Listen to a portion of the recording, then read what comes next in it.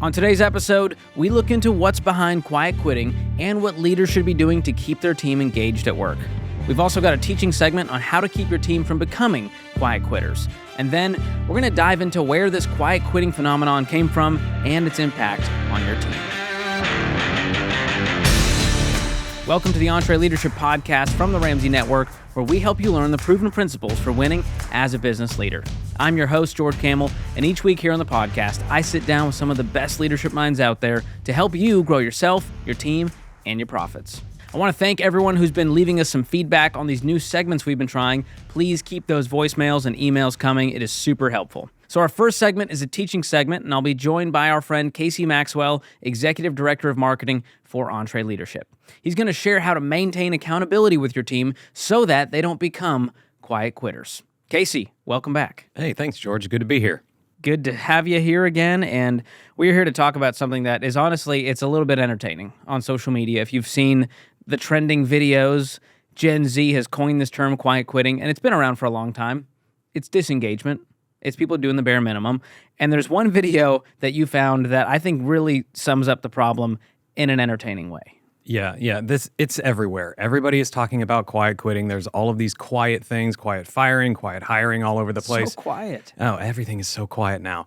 But we found this video, and I feel like it really sums up really kind of this trend and kind of the things that we see that is kind of detrimental about this trend moving forward.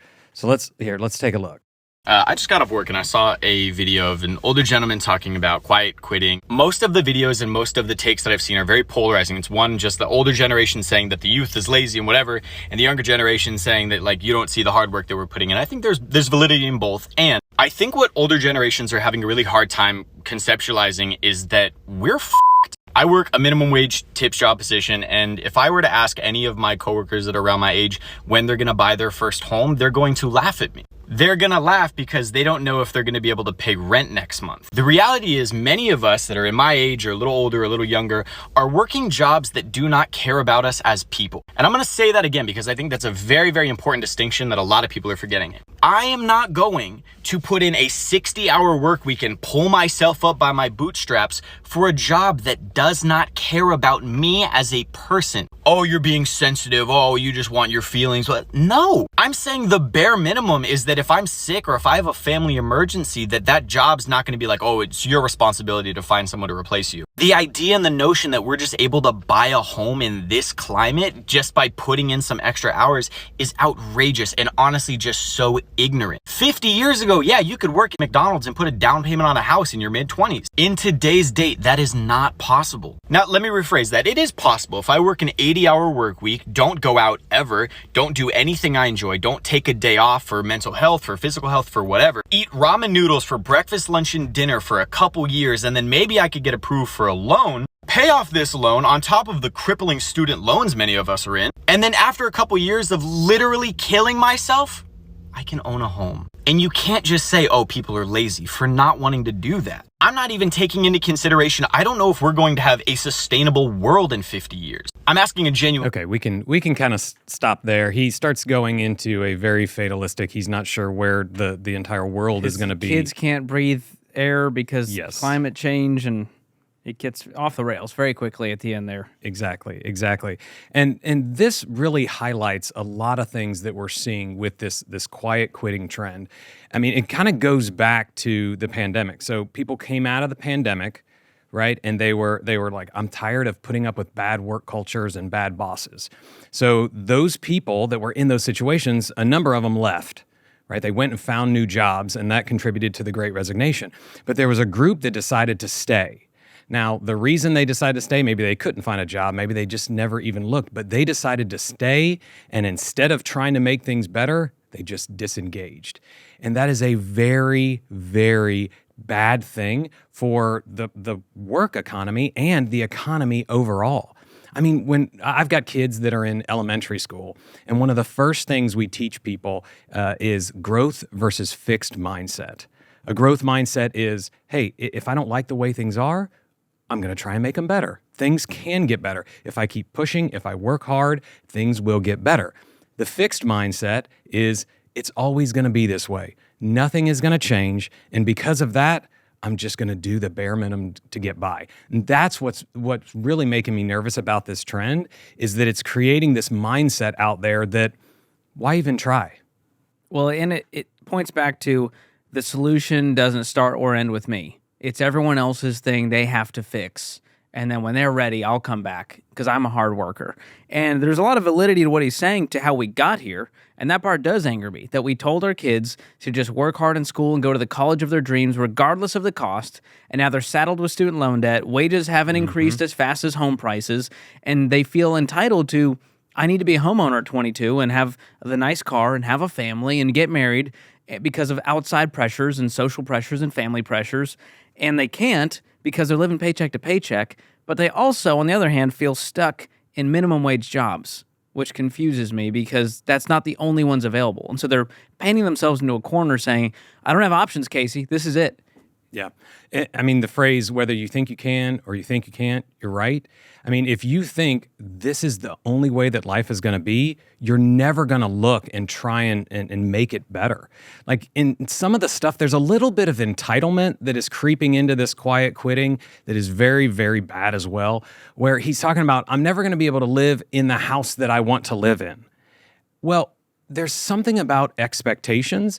Like we have these expectations because of social media. You see these amazing houses and all of this stuff out there that at 22, working a job that pays what a 22-year-old experience should pay, you're not going to be able to live in these $1 million houses with all these HGTV accoutrements in there, right?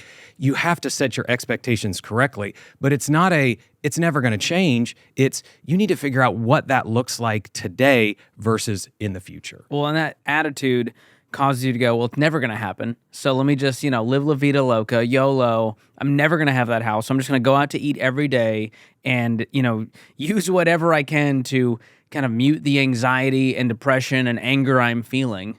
And I'm going to do that with spending, usually. And then they stay in the cycle, and they stay in the cycle. And the other side of this is obviously leadership. Mm-hmm. So the other validity to his point was there is a toxic work culture out there. There's a lot of bad companies, bad leaders, poor management styles that have led to the frustration of them feeling like they don't care about me. I'm just a number to them. None of this matters. Yep. And at the end of the day, quiet quitting is absolutely the responsibility of the leader, right? Maybe an employee comes in and they don't have motivation. It is your responsibility to do one of two things. The first thing is to give them that motivation, help them see, and we've got some things that we can talk about of how to inspire them. But if you can't do that and that doesn't work, you need to fire them, right? They've already quiet quit. Just help them loud quit. I don't know what the opposite is, but you're going to have to help people walk out the door if they're going to sit in this sort of passive-aggressive, never going to change space. And it's not out of a place of, well, I just don't like this person. It's this person deserves a better life than to show up to work every day, just, spreading hate and dissension everywhere they go. They need to go find something they actually enjoy doing that pays them what they think they're worth. Yes. And if those people stay in your organization, it will be a cancer. It will spread because people will see, hey, this guy is making the same as me and he's doing half as much. He doesn't even show up on time. Like that is a negative toxic effect on your overall culture. So you need to help get them into a good place or get them into another place. So this all comes down to the leader maintaining accountability, staying connected and engaged with their team. And Gallup's 2022 Employment Engagement Survey found that 68% of employees are disengaged, which is the majority. Right. And that's a real sad fact. And so this does come down to accountability. How can leaders step into that? Yeah. Well, the first thing is, you need to be a leader that people don't want to leave, right? If you listen to some of these things talking about quiet quitting, expecting people to work on weekends, working 80 plus hours a week, not caring about their personal lives, like you have a responsibility as a leader to actually care about the person that you are leading, right? And there are ways that you can help them understand what winning looks like. So one of the first things that we do always is role clarity.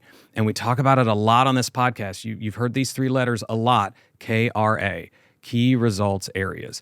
You need to be clear. It is a document that you sit down and create with your team member to say, to win at work, these are the expectations, so that they have a very clear understanding of what they need to do, right? That doesn't mean that sometimes that things don't come that sit on top of that KRA for a season, but most of the time, that's what their job should be. And you should be seeing them do that with excellence. They have to hold themselves to a standard. You have to set the standard, but it's up to them to hold themselves to that standard. And by doing things to check in on a regular basis, you at least have that document to say, this is the expectation. This is how you win here. Yeah. And a lot of that, should happen in that 40 hours. And so in the video that we watched, he's going, well, I shouldn't have to put in 60 hours a week and pull myself about. Yeah, there is a toxicity there if you're consistently working 60 to 80 hours a week and you agreed on 40. Right. And so that you need to be working with the leader. The leader needs to be checking in going, hey, there's been too much on his plate for too long. We might need to delegate this or make another hire. And so again, it points back to the leader on some level, but it also, the team member has a responsibility to also stay engaged and check in with their leader and be honest with them. Exactly. And there's going to be seasons where you're going to have to work more, right? There's projects or deadlines or launches. We have that here at EntreLeadership where we just had a big event. And so we had to work some more hours to get that off the ground and get that out. But when you do that, one, that shouldn't be the norm, right? But two, when it happens, kind of acknowledge that happened. You as the leader should be letting the team member know, hey, I really appreciate that you went over and above. And there's a lot of ways to do that. One way, you could throw a party, like, hey, let's celebrate during work hours, right? So they get the chance to celebrate. They're not going to have to spend extra time after work. You can do that as well, but like celebrate during work hours. You can give, we call them $100 handshakes. They're just kind of, hey, you're doing a great job. Here's an extra $100, $200. Thank you for all your hard work that you put in on XYZ. The simplest thing, just write a handwritten note. That sounds very ridiculous, like, oh, that's going to make up for working all these extra hours. But those mean a lot because it helps the team member feel seen and that this is over and above, not the expectation every week. Well, and our culture is just starved for words of affirmation. They just don't get it. They probably don't get it at home. They're definitely not getting it at work. And so, yes, you can do the $100 handshake, and maybe it comes with the handwritten note, right, letting them know how much you value them, because a lot of the anger is coming from the fact that they don't care about us as people. Right. And, we work at a place where the opposite is true, that there is deep care for everyone here. And, we have a lot of lenience for, hey, there's a family emergency or they're sick. We're not going to force people to come to work and make them find someone else to do it. And so if you work at a place like that, it's time to leave. Yeah. But I know our Entre leaders listening out there. There are some amazing companies and amazing leaders out there. So don't act like there's zero companies that will care about me. There's zero great leaders out there, because I meet these people at our events. I talk to them on social media. There's some incredible Entre leaders who are really trying to get this right. Yes, and that's the type of mindset that you have to have. Like, if you are experiencing this toxic environment, there's somewhere else that is better. Just leave. Don't dial it in and just disengage. Don't do the minimum. That's going to affect you negatively down the road, as well as our overall economy. At the end of the day, it's the leader's responsibility to keep a pulse on their team. And we talked about that as well. Like, you should be having regular check-ins with your team, regular one-on-ones. And it's not just saying, hey, how's that project going? It's checking in and figuring out what's going on in their business. We do a thing, it's in EntreLeadership Elite, it's weekly reports, where every week our team members are submitting to us what their stress is, what their workload is, and what their morale is. Those three things lead to job satisfaction. And if you see those going in the wrong direction, you need to talk about that, have some conversations. You need to care about these people as a person, not just a cog in a machine to pump out more widgets, right? So there's a different expectation for a leader. And quiet quitting, if that's happening on your watch, it's your fault, and you are the one who needs to fix it. Hard words to hear, but important ones. Leaders have to lean into this. We can't be passive-aggressive like the quiet quitters are being. We have to lean in, engage, and get to the root of it. And again, like you said, if the person is just toxic and this isn't the right place for them, we have to help them leave.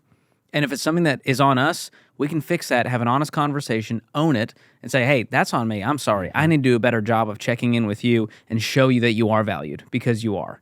And I think that could change an entire landscape of work culture today if we can lean into this stuff. So it's a great conversation, and we started with the entertaining video, but it really is helpful for so many leaders out there to lean into this. I agree. Well, Kacy, as usual, it was awesome having you on the show. Appreciate you coming on and giving our leaders some wisdom today. My pleasure. All right, what did you guys think of that segment? Did you like it or not? We'd love your feedback. You can call and leave us a voicemail at 844-944-1070. If you'd rather email us, we've got a link to that email address in the show notes.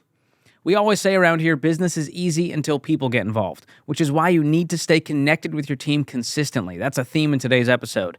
And our team created a tool to help you do just that. It's called EntreLeadership Elite Weekly Reports. This is our system to help you keep your finger on the pulse of your team's morale, workload, and stress level every week at a glance. And right now, you can try it for free for 30 days. Start your free trial today at EntreLeadership.com/elite or click the link in the show notes to learn more. Coming up next, why all this talk about quiet quitting and the impact it has on your team. All right, our next guest is Ken Coleman, Ramsey Personality and #1 national bestselling author of the book From Paycheck to Purpose and host of the Ken Coleman Show. Now, at EntreLeadership, we want you to have team members that have role clarity and are on mission, so they don't just do the bare minimum in their role. Which brings us to today's segment, Ken, all about quiet quitting. Yeah. You've been talking a lot about this on your show. What's the heart behind all of this? Well, it's nothing new, George. It's just average, do the bare minimum so that I can get by and keep collecting a paycheck. But it is a new phenomenon in that the phrase quiet quitting kind of blew up on TikTok, and now it's made it into mainstream media. And now really has become a social term that everybody understands. And really was the younger generation kind of saying, hey, I'm tired of this or I'm tired of that. Could have been a whole host of things. And largely leaders are responsible for this. Is there some snowflakery going on? Yes. But it's also not a new phenomenon. And I'll give you the data on this. For at least the last decade and probably longer, Gallup comes out with a survey every year, the state of work. And again, year after year after year, the numbers come back that 68% of American workers are disengaged. Now, Gallup's very clear to point out that disengaged doesn't mean they hate their job. It just means they're disengaged. They are literally on cruise control. Punching the clock. Doing the bare minimum so they don't get fired. Thus, quiet quitting is not a new phenomenon. It is a new term. And it is maybe a new idea to younger workers, but not a new situation. And so as a leader, the reason we talk about this here in EntreLeadership is you need to be aware that now what has happened is this phrase has now made this average coasting honorable. And that's the troubling thing, is that not a new phenomenon, but now it's a badge of honor to do it. It's like, well, they don't treat me well, and I'm not going to get burnt out, and I'm not going to overwork myself. Again, all good themes, good things to say. But the response to I'm not going to do that is not to just slough off and accept a life of average. Because if you're saying that I'm going to be a quiet quitter, you are essentially saying I'm going to embrace average. Mm. Well, a lot of this is kind of, they're trying to stick it to the man. They're upset about wages. Absolutely. They're upset about some toxic leadership and cultures and, being overworked and undervalued. And some of these motives are good motives. But what you're saying is the tactics they're using to combat this is not going to get anyone anywhere. No, it's not. But the issue, again, is on leaders. And it's not on leaders to go, oh, these snowflakes, these millennials, these Gen Zers, which is what the typical response is from a weak leader. A disengaged leader. An engaged leader is going to go, okay, this is the reality. They lean into it. And we go, okay, now what happens? And so the leadership response is to ask yourself, am I, with the team that I lead, or am I, as the leader of the company, doing a good job of meeting the human needs of my team? I talked about this at my summit talk this past May. If you have access to it, go back and watch it. If you've never seen it and you have access to it, watch it. But we talked about the rules of engagement, but really the 6 rules of engagement that I spoke on were all towards meeting the 3 human needs that Gallup discovered in the largest study on employee engagement ever done. And they were 3 very simple needs. Number 1, every person that works, we can't forget they're human, and thus they want to see meaning and purpose in their work. In other words, they want to see how their work matters to you as leaders and to the customer. And then they want to go, oh, I'm also doing work that I actually care deeply about. It's a values connection. 2, they want to be recognized for their unique contribution. Good job, George. I got to tell you something. You've really been crushing it on those interviews. And I know, the audience doesn't know this, but I know how much prep you're doing. And that is phenomenal. That's a private conversation and maybe praising you in front of the entire team. That's the idea of the unique recognition of the unique contribution. And then the third thing is people want to make sure that they have a relationship with their leader. Beyond the boss. So there's the initial relationship is, I have to do what you say or I'm gone. All right? That's not a relationship. That's an obligation. They want a relationship with their leader. This was a fascinating finding for me. They want that mentor type relationship, a coach relationship. And really, it makes a lot of sense when you look at the first 2 needs, meaning and purpose, and then recognition for my unique contribution. Well, that speaks to my leader is aware of who I am and where I should be on the bus. And my leader sees me, knows me, cares for me. And so we have to understand those 3 human needs. If you understand that people need those needs met, and then you look to meet them specifically, then I think you're going to find a lot more people who are not quiet quitting that work for you. Because the quiet quitting is, I just don't see why I should give above and beyond. Yeah. Well, I can tell you why. They're not engaged. And the reason they're not engaged, those 3 needs are not being met. Well, and at the root here, leaders have to understand that the workplace culture has changed. My parents' generation, they weren't out there looking for all of this meaning and purpose and recognition and relationship. It was, can you get a job? Can you make ends meet, survive? Well, now we're shifting to this kind of culture that wants to thrive instead of just survive. That's correct. And that's where all this is coming from. And the older generations, it seems like they have a harder time grasping this. They're going, I don't understand. I gave you a paycheck for doing a job, so show up and do the job and don't ask for anything more. But what you're saying is leaders need to go above and beyond and lean in, create these relationships, show them how their work has meaning, and really value them on a recognition level, on a personal level. Yeah, because here's what's going to happen. Engagement from the individual is going to go up. And then as engagement goes up, productivity goes up. As productivity goes up, profitability goes up. So, I mean, this isn't just some sort of kumbaya suggestion for me. This creates business results. Yeah, this is about profits. People create profits, not strategies. You can have all the great strategies in the world. Peter Drucker said, culture eats strategy for breakfast. And he was right. That's good. So another term that is ancillary to this whole quiet quitting is act your wage. Yeah. And so we're seeing these in the viral videos. People are saying, well, I'm just acting my wage, Ken. Yeah. I'm only getting paid to do this, so I'm only going to do this. Yeah, it's pouting. It's immaturity. It's my father-in-law's got a great term for this. It's sticking your rump in the air. Just showing everybody and sticking your tail in the air and walking out. And it's an attitude to go, well, you don't pay me what I think I'm worth, so I'm going to act this way, and I'm just going to out-pout you, and I'm going to show you. And it's passive-aggressive immaturity. There's 2 responses when you don't feel you're being paid what you should be paid. Number 1, it's I'm going to communicate with my leader and tell them that I've done the research and I think my wage with data instead of just with data, feelings. not opinion. And I think I should be in this thing, but in this area. But reality is, I want to communicate and work with you to create a growth plan and KRAs so that we can be very clear on what I'm responsible to do, and then we can measure it. And then I want to be rewarded, right, with more responsibility and more pay. That's a healthy conversation. So that's the first response. And then if they don't do anything with that and they kick the can down the road, this is an unhealthy leader. This is a bad boss. And so I don't need to be here. And so then instead of pouting, we go, all right, this is life. There are sucky people in this world. And there are sucky leaders in sucky situations, but I don't have to stay in it. You're allowed to leave. Yeah, and so we don't need to pout. We just need to go, okay, all right, I learned something here. Yeah. And then move on. And Dave Ramsey has said for decades that your raise is effective when you are. And when we say effective, it means you are succeeding in that KRA. Yeah, in he's that role right. clarity. He's right to a degree. But while Dave is right, I also want to point out that you can be very effective, but have a horrible boss and bad leadership, and they don't want to reward you. And that's where the frustration comes in. So Dave is right. But what we should say, and again, I'm not trying to... This is for a healthy leader who so understands when this. you are in a healthy culture, your raise is effective when you are. That's absolutely right. When you are in an unhealthy culture, you could be very effective and never see the raise. Yeah. So what impact does this have on the team? Because this doesn't just affect that employee, that team member, and maybe their leader. This goes beyond that. This starts to affect other pieces, the culture, other team members.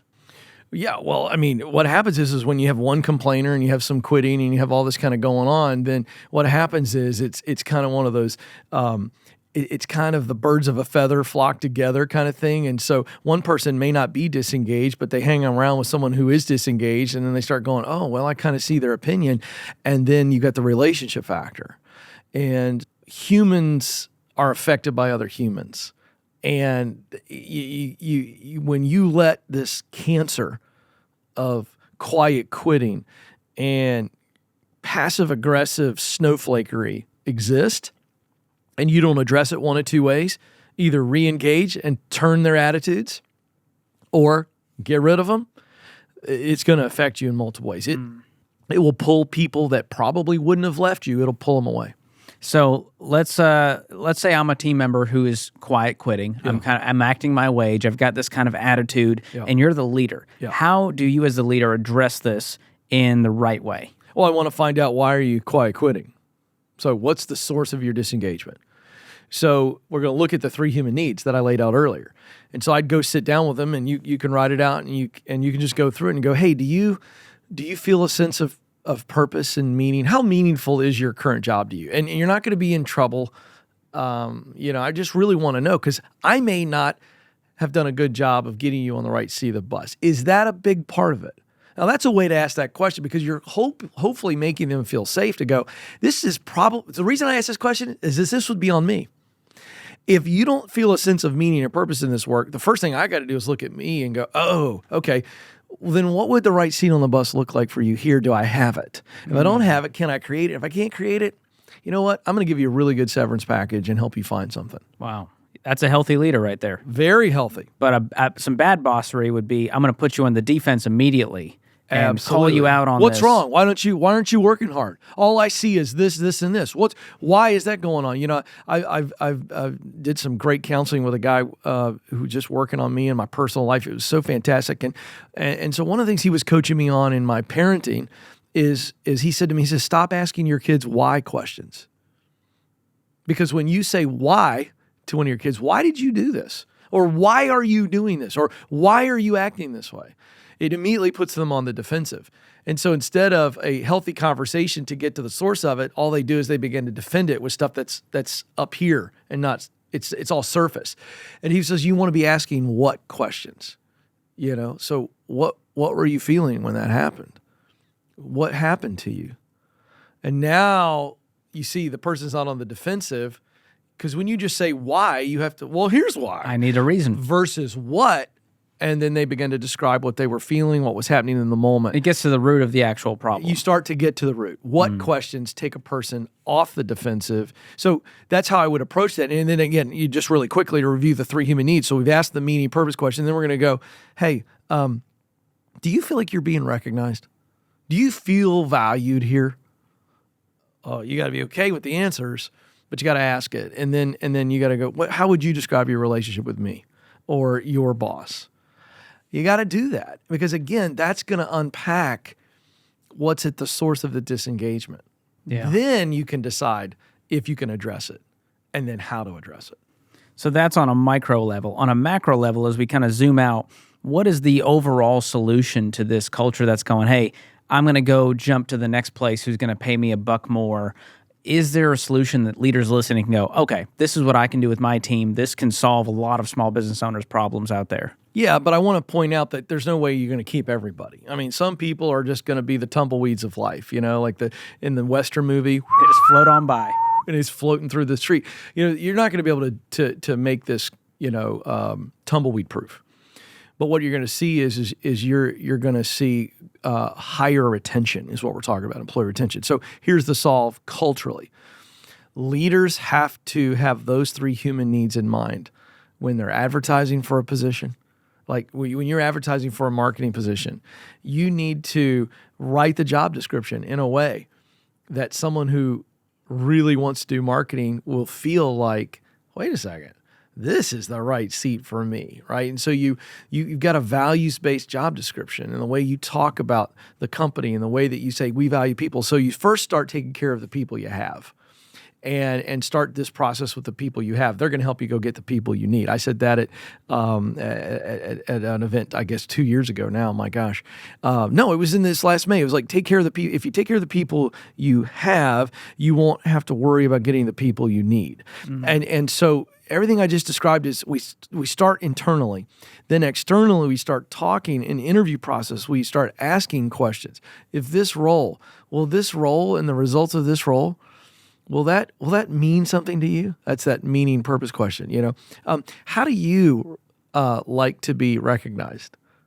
Ask them the question in the interview. It's a great question. And then go, what is the right relationship? Have you ever had a good relationship with your leader? And if you were going to describe a healthy relationship with someone who's going to lead you every day, what would that look like? Like, ask those questions. And so we're beginning to build a profile on everybody we interview and everybody we lead. And I think that's going to help with this engagement conversation, because here's what happens. Now, all of a sudden, we have a mindful culture, because from the leader, from the top, and all your other leaders, we're not looking at people as assets anymore. We're looking at people as human beings who want to thrive in their life. And they spend more time at work than any other area of their life. So if you want to keep people, if you want to get the best out of people, look inward to those 3 needs. Are you meeting them? And if you are, they're going to start telling other people, you've never worked in a place like this before. It really is that simple. Now, simplicity as I lay it out, and simplicity in what we have to do as a leadership team. But I would say it's going to be difficult because you're going to have to be very intentional to do this. But my gosh, it ought to be on every whiteboard in every leader's office so they look at it every day. And I would challenge leaders to write the question, am I meeting my team's needs? Purpose and meaning, recognizing their unique contribution, having a real relationship with them. Easier said than done, but it's so worth it. I mean, it's not that hard. And the way it's going to take time and effort, but the simplicity of it's right there in front of you. And I got to tell you, the companies that figure this out are going to crush the competition. They're not going to have a problem keeping people, and they're not going to have a problem recruiting people. Well, Ken, I love how you're rallying against this toxic work culture every day on your show, through your books, helping leaders grow, and always love your insights on the show. Thanks for being here. Thanks for having me. All right, if you enjoyed today's episode of the show, make sure to follow or subscribe and leave us a review wherever you're listening. And share this episode with your team, with your friends, or on social media. And as always, you can follow us on social at EntreLeadership. Until next time, keep learning and keep leading.